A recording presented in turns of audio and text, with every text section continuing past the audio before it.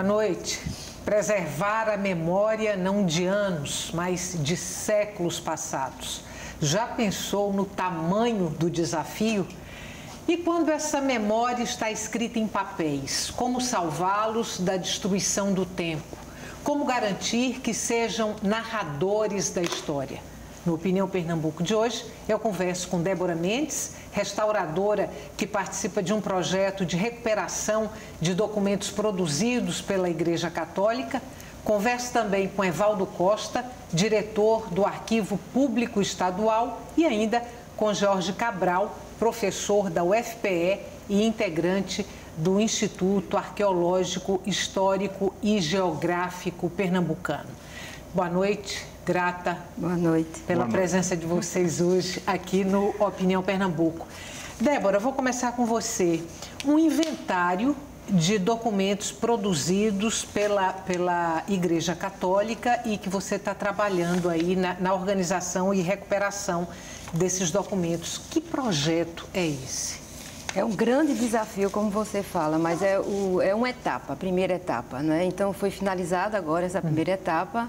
Nós recolhemos, coletamos no ano de 2016 e 2017 em 33 igrejas, entre Olinda e Recife, essa documentação. Foram mais de 2.000 livros e quase 1.000 caixas de documentos avulsos. Documentos que estavam sem uso, sem consulta. Documentos que eles consideravam arquivo morto, entre aspas, não é? E documentos que eles não usavam mais, não precisavam mais no dia a dia da administração da igreja e irmandade. Então, a gente encontrou vários documentos em situação realmente de riscos, e todos os riscos que vocês podem imaginar, né? Risco em relação ao descuido, em relação à armazenação dos documentos, né? E, graças a Deus, a gente teve essa oportunidade, que foi uma etapa muito vitoriosa, de salvar esse grande acervo. A gente volta a falar sobre esse projeto já já. Você está à frente do Arquivo Público há quanto tempo? Acabei de chegar. Eu já dirigi o Arquivo Público um período, 2015 até 2017, foram um ano e 11 meses, mais ou menos, e acabei de voltar a assumir agora, tem 2 meses, cerca de 60 dias, e é uma coisa muito prazerosa para mim. É muito difícil, muito desafiador, mas eu sou uma pessoa que pensa que a perda, só se perde o que só não pode ser remembrado, recuperado pela memória. E essas construções da memória, esses atributos das instituições que guardam documentos, que permitem a recuperação do passado, a revitalização, novas visualizações, novas formas de olhar o passado, são essenciais para a cidadania, para a democracia, para a liberdade, para a cultura. Então, é um serviço público essencial que eu realizo como missão profissional, mas realizo, sobretudo, como crença, né, de que a memória e a história são estruturantes da memória coletiva da sociedade. Até aqui a gente está falando em papéis. Eu fiz a abertura do programa falando em memória construída por papéis. No caso do Instituto, não é uma memória construída só por papéis. Vocês têm, inclusive, um museu lá com objetos, carruagens e esse tipo de coisa, né? Exatamente. O Instituto surge em 1862, é uma das instituições de cultura mais antigas do país, né? E ao longo desses 150 e poucos anos, nós fomos recolhendo papéis, mas também muitos objetos de interesse histórico. Como não havia nem o arquivo público, nem uma biblioteca pública, nem um museu do Estado naquele momento, né? Nós fomos recolhendo esses 3 tipos de acervo. Acervo bibliográfico, acervo de manuscritos, de documentos e o acervo de museu. Nesse acervo de documentos, nesse acervo de papéis, que tipo de documentação vocês têm lá? Bom, nós temos uma documentação muito heterogênea, né, que vai desde cartas de brasão do século XVI até inventários pós-mortem do século XX. Nós temos uma gama muito grande de documentos, Atualmente, o conjunto que é mais denso e que tem sido mais consultado são exatamente os processos judiciais, são os inventários pós-morte que permitem você devassar a intimidade dos lares, né? Nós temos documentos desse tipo desde meados do século XVIII até finais do século XX. Temos um acervo precioso de documentação holandesa também, que foi copiada no século XIX por José Egino, e é a fonte principal, né, dos estudos sobre o período holandês aqui em Pernambuco.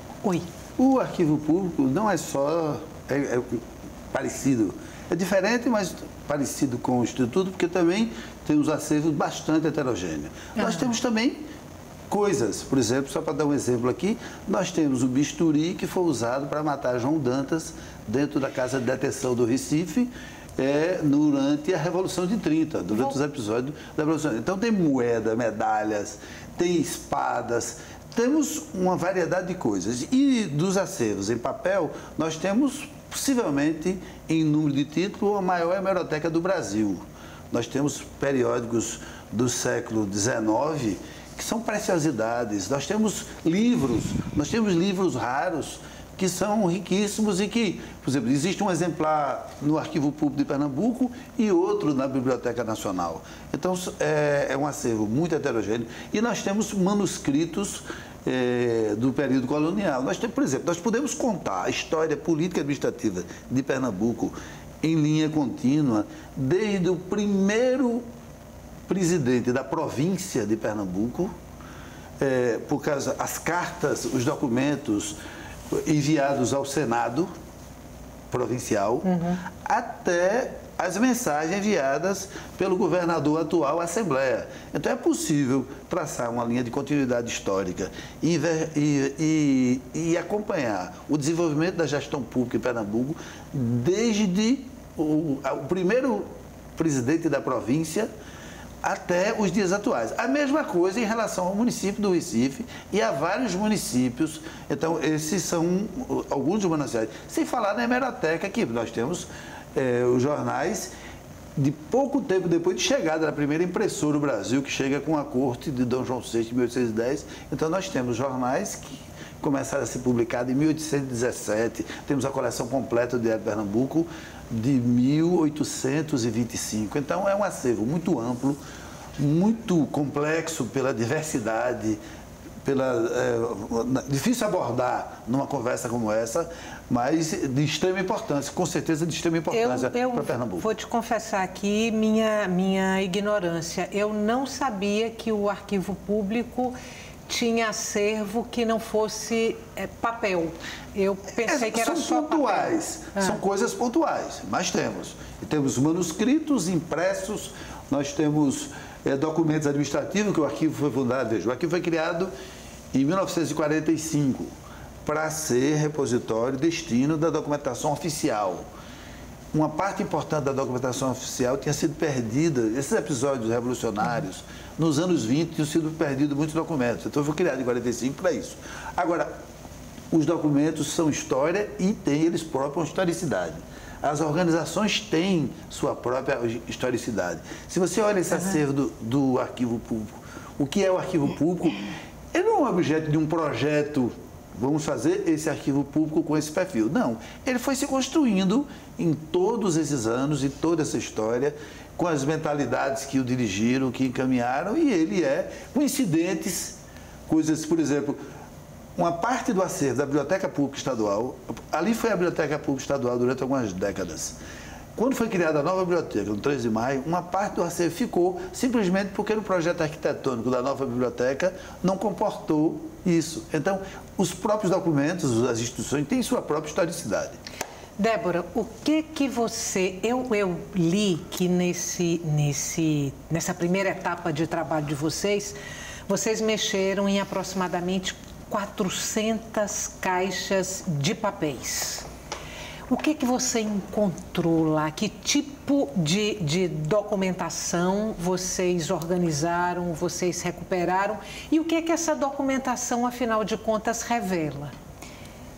Para falar um pouco disso, eu gostaria de dizer que a produção dessa documentação começou no século XVII. Então, nós conseguimos recolher documentos desde Deixa eu te o século interromper um pouquinho. A gente tem imagens aí dessa documentação que vocês trabalharam, que vocês mexeram. Eu vou pedir para a produção colocar essas imagens enquanto você vai falando. Tá pode ótimo, ser? tá certo. Pronto, pode ir. Vai Te na interrompi, edição, desculpa. Né? Não, de jeito nenhum. Sim. Sobre os documentos, né, que vocês foram encontrando. Você falou que documentos desde o século XVII. O início da produção desses documentos, que realmente são documentos que fala diretamente sobre a administração da Igreja Católica na época do Brasil Colônia, com um regime padroado. Então, a produção desses documentos vem desde o século XVI, XVII, XVIII, XIX. Infelizmente, nós não conseguimos salvar os documentos mais antigos, né, século XVII, mas nós conseguimos encontrar algum deles, né, lá. Deixa eu te interromper mais uma vez. Quando você fala, nós não conseguimos salvar, eram documentos que já que estavam tão deteriorados que não foi possível a recuperação? Também aconteceu isso e a gente não joga fora. A gente recolheu, mesmo sem ter possibilidade do restauro. Quando eu digo que a gente não conseguiu salvar, é porque Pernambuco, com a sua história, teve uma história muito conflituosa, não é? De guerras, conflitos internos, e a documentação também foi perdida por causa disso. E o outro fator é um fator climático, né? Nossa região é uma região de umidade, né? E temperatura alta, que é o ambiente ideal para a proliferação de fungos e xilófagos, cupins, os insetos que adoram comer a celulose. Então, a gente perdeu também muito isso, mas também, logicamente, eu tenho que dizer que a gente perdeu e perde até hoje pelo descuido humano. Né? Descuido das pessoas que não sabem ainda armazenar, descuido porque não dá valor àquela documentação, né?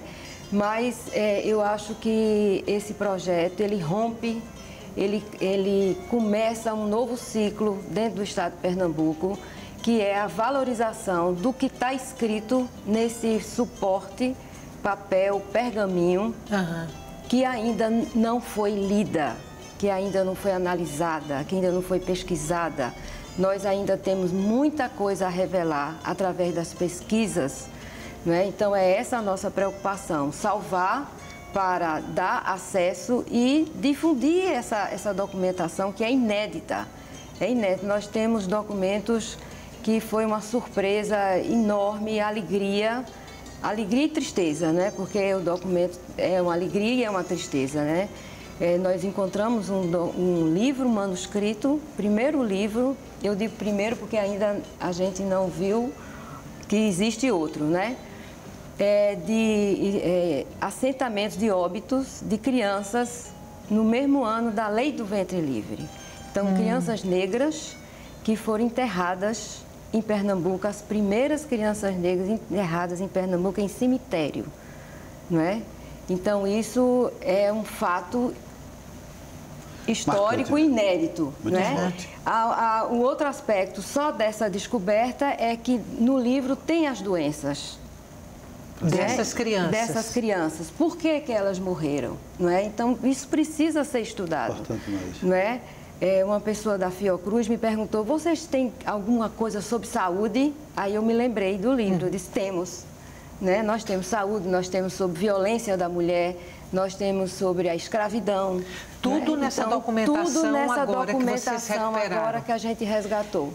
Deixa eu fazer um intervalo curtinho, a gente volta daqui a pouco. Você que está em casa, não saia daí. O tema de hoje do Opinião Pernambuco é memória documental. A gente volta já.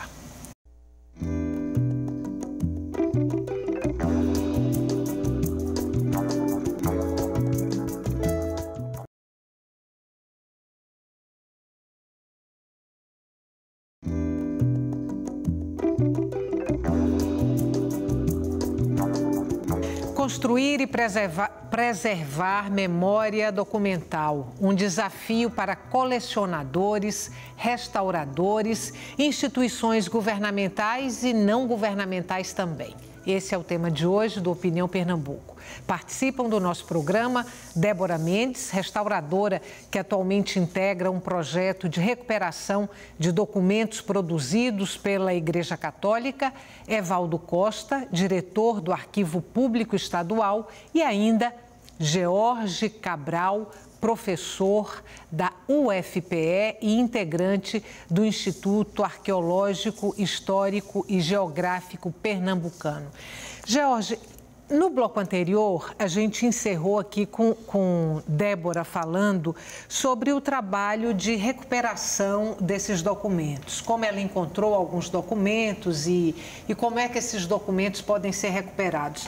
No caso do Instituto, vocês trabalham também com recuperação de documentos ou não? Vocês precisam chamar especialistas, pessoas de outros órgãos para fazerem esse trabalho? Bom, nós desempenhamos ao longo desses últimos anos uma série de projetos, sobretudo de conservação, de higienização e de acondicionamento da documentação. Agora, nós não temos lá dentro um especialista. Então, quando surgem os projetos, quando surgem os editais, nós contratamos uma consultoria. Recentemente, Débora trabalhou conosco também, restaurando documentação relativa à Revolução Pernambucana de 1817. Temos lá alguns equipamentos que foram adquiridos com recursos da Fundação de Amparo à Ciência e Tecnologia do Estado de Pernambuco, a FACEP. Durante anos houve um edital que atendia esse tipo de demanda, mas nós precisamos contar sempre com um especialista, porque o papel é um suporte, eu costumo dizer que é mágico, porque ele possibilitou, pelo preço acessível, que se reproduzisse uma quantidade enorme de registros, mas é um suporte muito frágil. Sobretudo, como disse Débora, aqui no nosso clima tropical, cheio de cupins e com muitos fungos. Então, há casos em que é realmente muito importante ter um especialista que faça um diagnóstico e aponte o caminho mais apropriado para a restauração propriamente dita do papel. Em casos mais simples de higienização, de acondicionamento, a gente consegue fazer, mas a restauração tem que ser realmente com um especialista. E o Arquivo Público? Também é um retrato parecido. Nós temos, nossa equipe técnica tem uma história de envolvimento com isso. Nós somos um quadro de gente que trabalha com isso há 20, 30 anos.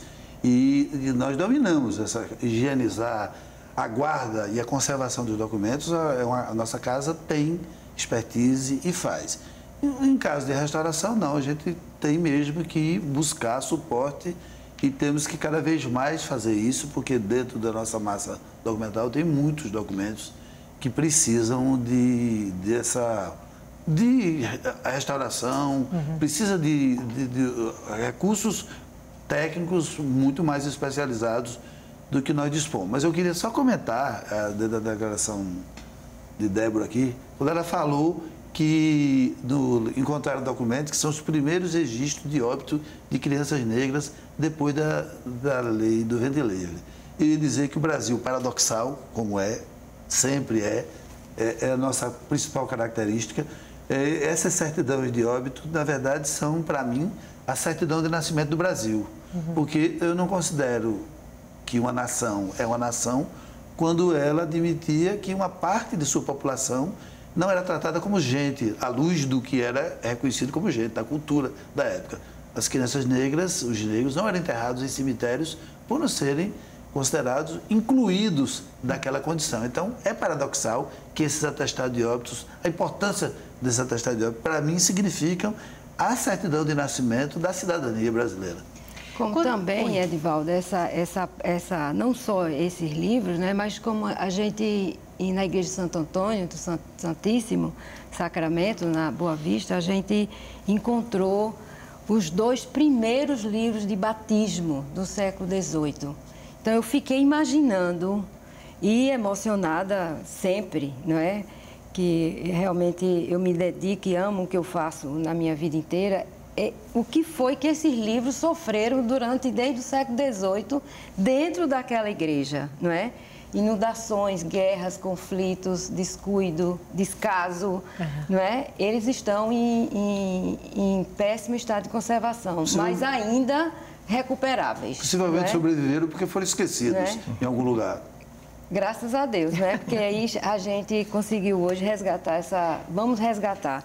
A grande preocupação nossa agora, né, da Arquidiocese e com a Comissão de Cultura, né, que deu início a todas essas atividades. Comissão de Cultura da Arquidiocese. Da Arquidiocese, é a Comissão Arquidiocesana para a Cultura, né, pastoral para a cultura, né?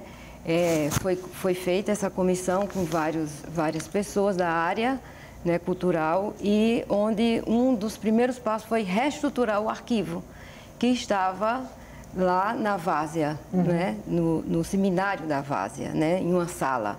E aí a primeira coisa a fazer foi ver aquela documentação que existia, que foi se acumulando, mas sem nenhuma ordem, né, sem nenhum acesso, sem nenhuma condição de pesquisa. Então a gente organizou essa primeira etapa, né, mudamos de lugar, mudamos o espaço físico, aumentamos, conseguimos vários móveis, né, específicos para isso, os arquivos deslizantes. Isso tudo foi feito pela Arquidiocese, quando a gente sentiu a necessidade de dar um passo maior, de pedir ajuda ao Fucultura. E aí o projeto foi aprovado. E o projeto foi aprovado. E resgatar essa documentação, não é, que ainda tinha nas igrejas. E como nós somos restauradores, a gente visita obras dos colegas, nós restauramos também. Ao longo desses meus quase 40 anos, eu fui percebendo que existia esse acervo dentro das igrejas que não era olhado, que não era muito valorizado. E eu comecei a pensar em fazer exatamente isso hoje que eu estou fazendo. Porque você restaura também imagens, não é isso? Também. Né? Eu sou especialista em conservação e restauro, né? Em 3 suportes, basicamente. A madeira, o papel e o tecido, né? Mas nos últimos 12 anos eu tenho me dedicado ao suporte papel, porque tudo que nós fazemos, tudo que nós somos está escrito no papel, né? Então, e a especialidade do restaurador de papel, diferentemente das outras áreas, né? Que as outras áreas mexem muito com a estética, né? O dourado, as pinturas, o colorido, né? O restauro do papel é muito mais químico, né? Do que estético. E um cuidado enorme, porque nós restauramos com produto químico dentro de água, de uma água própria, né? Não é água de torneira, é uma água própria. E o que se perdeu, né? O que é importante no papel é a escrita, é o texto. Uma vez aquilo ali perdido, então a gente não pode fazer nada, é o nosso limite do restauro. Você diria que o arquivo público trabalha em condições ideais para a acomodação desse acervo que existe? Não, de forma alguma. Acho que não, nada é ideal. A ideia que a gente melhorasse muito, ainda haveria carências e a gente precisa realmente melhorar muito. O arquivo precisa se estruturar para ter temperatura controlada, ambiente controlado. Nosso prédio da Rua do Imperador, um prédio histórico, ele tem sua própria história e ele foi múltiplos usos. Então, não é um prédio construído para ter uma massa documental daquela. Temos um outro prédio na Rua do Imperador que ainda é menos apto à missão que ele cumpre. Agora, o que nós temos é um compromisso, denodo e de equipe. E temos o auxílio da comunidade que compreende e que ajuda. Então, nós trabalhamos na medida dos meios que temos. Cumprimos um papel, o arquivo público todos os dias eu chego, olho a nossa sala de pesquisa. Mesmo hoje, com tanto documento disponível na internet, eu chego lá, tem 5, 6, 10 pesquisadores. Toda hora que eu olho, tem 5, num prédio, tem 10, 12, no outro prédio, todos os dias, de segunda a sexta. Agora mesmo, nós resolvemos fechar a tarde das segundas-feiras para um trabalho interno de revisão dos catálogos, justamente dos períodos do século XIX. Surgem as queixas das pessoas que querem pesquisar. Então, não trabalhamos nas condições ideais de forma nenhuma, muito longe disso. mas trabalhamos com muito denodo e prestamos nosso serviço. Queria dizer, porque uma coisa é que os documentos que nós estamos falando aqui do século XVII, XVIII, XIX, são antigos, mas nós somos um país tão jovem que século XVIII é ontem, no contexto da história. Mas nós começamos a pensar nos documentos do século XXI. Por exemplo, hoje se produz uma massa de documentação enorme digital. Olha, nós digitalizamos documentos físicos. No organograma do arquivo, a partir da minha gestão, nós criamos 2 torres. De onde desce o organograma tem 2 torres. Uma, gestão de acervos físicos e gestão de acervos digitais. Acervos físicos se tornam digitais. 1, por necessidade de preservação, de proteção. 2, para ampliar o acesso. E tem os acervos os documentos que já nascem digitais. Cada vez mais surgem documentos que já nascem digitais. E esses documentos vão ser jogados fora, criar uma cultura dentro da máquina do governo do Estado. Por exemplo, o primeiro site do governo do Estado de Pernambuco deveria ser tão importante, deverá ser tão importante um dia, quanto é a capa do Diário de Pernambuco. Daqui a 200 anos, o primeiro site do governo do Estado será tão importante como um documento de uma época, como um registro das visões do mundo, da cultura, quanto a capa do Diário de Pernambuco de 1825. Mas cadê ela? Não existe mais. Então, é preciso construir uma cultura de preservação. Segundo, o Estado agora está totalmente digitalizado, a tramitação de processos e documentos internamente. Do ofício pedindo uma compra, da CI pedindo uma compra, até o processo licitatório, é todo ele digital. Se deixar como é hoje, o que acontece hoje? Vai ser um dia que os técnicos de informática vão ver que tem um HD cheio e é preciso liberar espaço para guardar mais coisa. Eles dizem, isso aqui são coisas velhas, apaga, não pode apagar, porque esses documentos serão tão importantes para a escrita da história dos anos que nós estamos vivendo, da época que nós estamos vivendo, quanto os documentos de papel e outros documentos são para a história passada. Jorge, vamos dar uma olhadinha lá no Instituto Arqueológico. A gente tem algumas imagens e à medida que essas imagens forem sendo mostradas, eu vou te pedir para falar do Instituto como espaço público. Quem pode ter acesso à documentação, os dias de visitação, enfim. Vou pedir para a produção colocar essas imagens e aí você vai falando. E também, por favor, das dificuldades que vocês encontram lá para manter esse acervo. Certo. Nossa instituição é uma instituição privada, né? Mas de utilidade pública. Então, entre as nossas obrigações está o atendimento ao público pesquisador. Né? Nós temos uma dificuldade imensa na manutenção, né? Eventualmente fazemos convênios, temos algumas ajudas estatais, mas de forma geral, né, o cotidiano da instituição é mantido por seus associados. Nós pagamos para trabalhar, né? Mais do que voluntários, nós pagamos para trabalhar. Somos 50 associados efetivos, mas há outras categorias de sócios que contribuem, eventualmente alguns mecenas também ajudam, mas está muito abaixo das necessidades que a gente teria para manter, por exemplo, um atendimento todos os dias ao pesquisador. Então, por falta de pessoal, nós temos atendimentos nas terças à tarde, de 1 às 5 da tarde, e nos sábados pela manhã. São 2 momentos nos quais os próprios sócios estão lá presentes para auxiliar o pesquisador e também para vigiar o acervo, né? A gente não pode deixar a sala, por exemplo, sozinho, né? É um risco muito grande. Então, essa preocupação nossa é de atender o público, mas enfrentando limitações.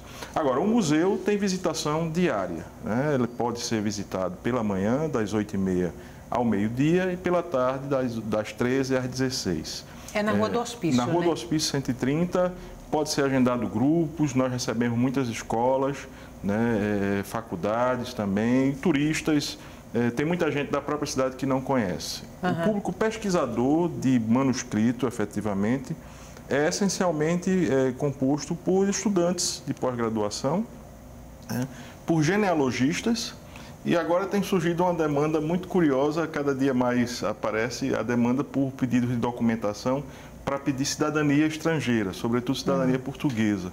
Então é preciso resgatar lá nos registros, né, a documentação para instruir os processos.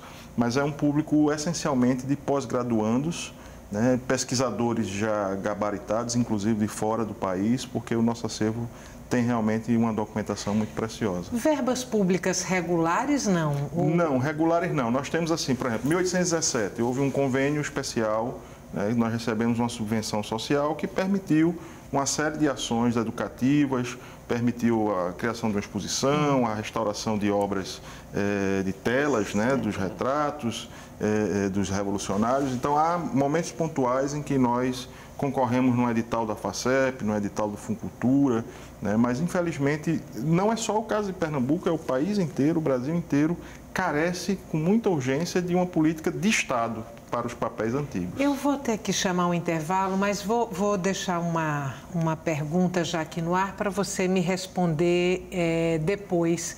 Você falou que é uma instituição privada, né? E aí eu vou te pedir para depois explicar como é que, em sendo uma instituição privada, como é que vocês conseguiram chegar a esse acervo. No próximo bloco. Nosso intervalo é curto, não saia daí. O Opinião Pernambuco volta já.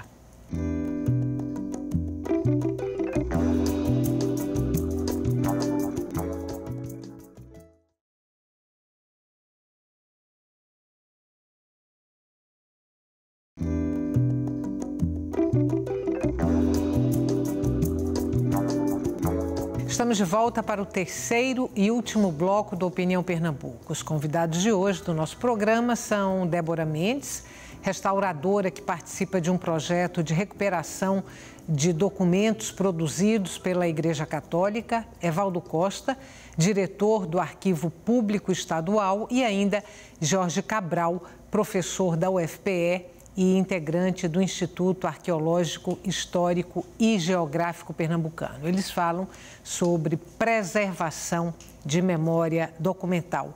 Eu vou voltar com você, Jorge, porque eu deixei uma pergunta no ar no bloco passado. Você falou que o Instituto é uma entidade privada, de iniciativa privada. Como é que vocês chegaram, como entidade de iniciativa privada, àquele acervo que tem lá? Bom, como eu falei no início do programa, né, a nossa instituição foi fundada em 1862. Ela foi uma espécie de reação e, ao mesmo tempo, de cópia ao Instituto Brasileiro, que funciona no Rio de Janeiro até hoje. E naquele momento havia apenas um embrião do que seria a biblioteca pública, era chamada Biblioteca Provincial naquele momento. Não existia ainda um arquivo público, só hoje no século XX. Né? E a sociedade pernambucana, as famílias, as instituições viram na iniciativa daquela instituição que surgia, né, do Instituto Arqueológico, algo com uma promessa de perenidade. Então, começou-se a se doar documentos e acervo museológico para a instituição. Isso aí, ao longo de 100 e tantos anos, nos permitiu, né, formar o acervo. E há outras situações que são as doações de família, né, a compra de documentação. Nós já recompramos, inclusive, documentação que foi roubada do Instituto, foi recuperada em São Paulo, né, e também o salvamento.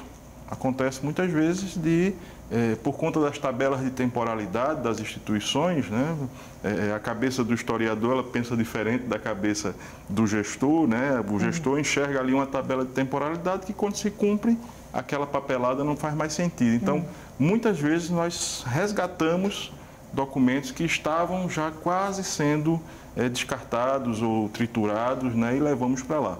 Infelizmente, a gente tem uma limitação de espaço, né? Houve ocasiões em que não foi possível fazer isso, né, e alguma documentação se perdeu. Mas isso é um processo que ocorre naturalmente. Vocês têm um histórico também de itinerância de sedes, né? Sim, a sede original foi fundada no Convento do Carmo, né, e essencialmente nós tivemos duas sedes de maior duração. Uma que funcionava num prédio de um colégio público, ficava no que hoje é a Praça Joaquim Nabuco, né? Era um colégio moderno, era um colégio do governo provincial, mas em 1912, por questões políticas, as brigas entre Dantas Barreto e Rosa e Silva, essas brigas racharam o Instituto também e nós perdemos a sede, o colégio foi demolido, ficamos um tempo abrigados no ginásio pernambucano, até que em 1918, Manuel Borba doou ao Instituto o prédio onde ele funciona hoje. Débora, esse trabalho de vocês agora resultou numa publicação que apresenta esse acervo que foi organizado e recuperado. Isso, correto, né? O grande produto do projeto de preservação do arquivo Dom Lamartine foi essa publicação desse inventário, né? Ele é dividido em 3 partes. A primeira parte onde a gente mostra um pouco do que foi realizado durante o projeto na questão de preservação. A segunda parte um direcionamento para o pesquisador, né, os seus direitos, deveres e como acessar, né, a documentação. E a terceira parte, realmente, toda a relação por igreja, dessas 33 igrejas de Olinda e Recife, 11 de Olinda e 22 de Recife. Né? Então, a relação de cada uma, cronologicamente, e separada por assuntos, né? Porque a grande produção desse inventário era realmente a produção administrativa da igreja, da Irmandade e todo um acervo em relação à dinâmica da vida daquela época. Mas né? uma publicação que não está à venda. Não está à venda, não é? Mas a gente tem no arquivo, a gente está fazendo doações para arquivos, bibliotecas, instituições culturais, não é? E também a gente dá acesso na hora para o pesquisador localizar o seu interesse na sua pesquisa e aí ele vai ter essa documentação em mãos. O que foi digitalizado já lá do arquivo público? Nós temos projetos pontuais. Às vezes um pesquisador tem interesse numa documentação, por exemplo, de registros de terra do século XIX. Então, o projeto de acesso à documentação prevê que haja uma digitalização, um tratamento arquivístico dessa documentação. E há um grande projeto, esse é o maior projeto de digitalização do arquivo público, que é a digitalização da documentação relacionada com o DOPS e com a polícia política durante os períodos autoritários do Brasil, do Estado Novo até hoje. São os prontuários do DOPS. Os prontuários do DOPS, nós estamos acabando de concluir uma parceria. A gente tem alguns aí, enquanto você vai falando, a gente vai mostrar. Uma parceria com o Arquivo Nacional, foi financiado mais ou menos 1 milhão de cópias de documentos, todos os prontuários. E é um projeto muito grande que estamos agora terminando e tal. Mas nós temos necessidade de muito mais coisas. Nós temos um projeto paralelo também financiado por edital, que é a documentação do IML. Nós temos todos os registros do IML dos anos 30 até hoje num processo de digitalização. E temos, como disse, situações. Toda vez que a gente busca um documento que precisa dele, que vai usar numa determinada situação, a gente provê a digitalização. Por exemplo, nós vimos na Revolução de 1817, nós manuseamos a documentação relacionada com os presos. O prédio do arquivo público era cadeia. Então, os presos saíram de lá, por exemplo, para irem para a execução. E esses documentos estão lá e foram expostos durante uma exposição e a gente faz o tratamento nessas horas. Essa documentação do DOPS já está toda digitalizada? Nós estamos concluindo o processo. Ela não está disponibilizada ainda, porque captou-se 1 milhão de fotografias de cada documento. Foto, capa de prontuário, os registros da atuação da Polícia Política. Agora está a parte que é de transcrição via OCR, que é um leitor óptico que consegue transformar aquela imagem digitalizada em texto. Para que a gente possa fornecer acesso ao documento, é preciso que passe por esta etapa. Então, é muito importante porque, a partir de agora, esses prontuários vão ficar acondicionados em arquivo deles antes, guardado e intocado, e todo acesso regulado, pesquisador universitário, pesquisador jornalístico, todo mundo vai ter acesso à cópia digital. Mas ainda não está. Nosso prazo para isso acabava agora em março, mas não vai dar tempo, nós precisamos de um pouco mais de tempo para isso. É esse trabalho de digitalização que vocês fizeram, estabeleceram uma parceria com a Biblioteca Nacional? Não, é com o Arquivo Nacional. Com o tá. Arquivo Nacional. Essa é uma parceria com o Arquivo Nacional que começou em 2017, na época que eu estava lá na direção. Uma pergunta aqui para os três. Essa preservação de memória, estou falando não só no nosso caso aqui pernambucano, mas no caso do Brasil, de um modo geral. E vou colocar isso porque está me ocorrendo agora um incêndio do Museu Nacional, que foi em setembro do ano passado, se eu não me engano. Essa preservação de memória, ela é prioridade nas políticas públicas brasileiras?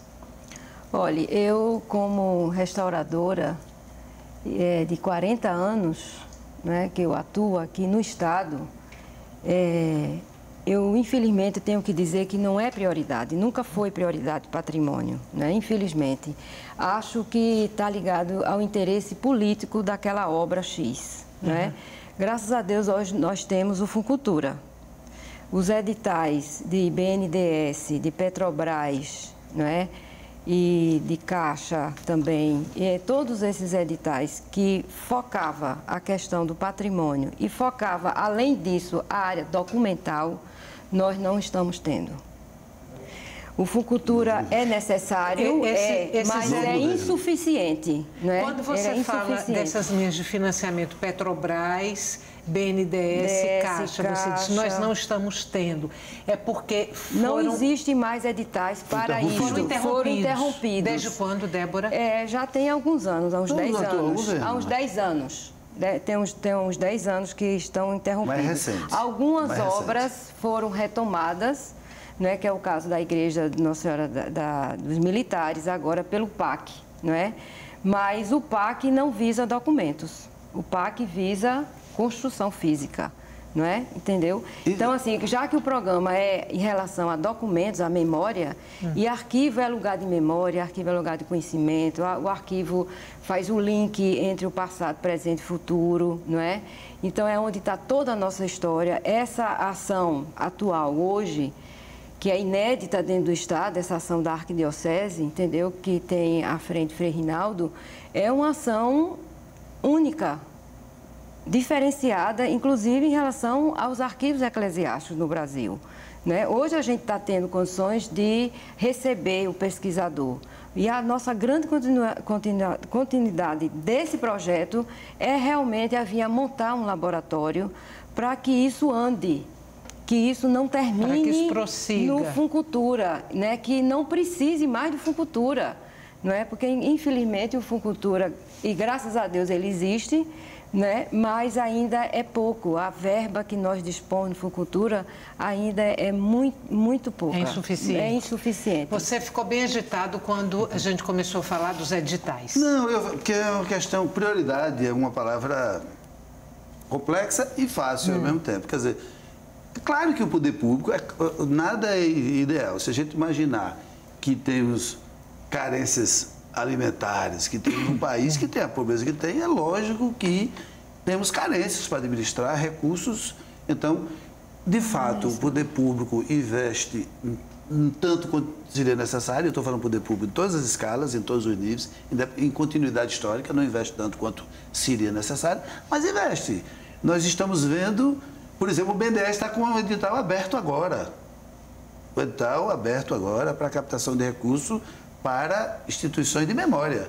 O Arquivo Público de Pernambuco não vai entrar, porque o projeto que a gente pensou em colocar só seria viável se o nosso prédio fosse tombado no nível federal. Tem regras, a gente tem que olhar as regras. Então, acho que precisa de muito mais, acho que a sociedade, o poder público é uma parte. A gente vê nos Estados Unidos um milionário estuda em Harvard, quando ele termina o curso, ele doa 10 milhões de dólares à universidade privada em que ele estudou, pago, para que construa um novo prédio, um novo centro de documentação. Acho que o Brasil, a nossa cultura é muito de esperar do Estado.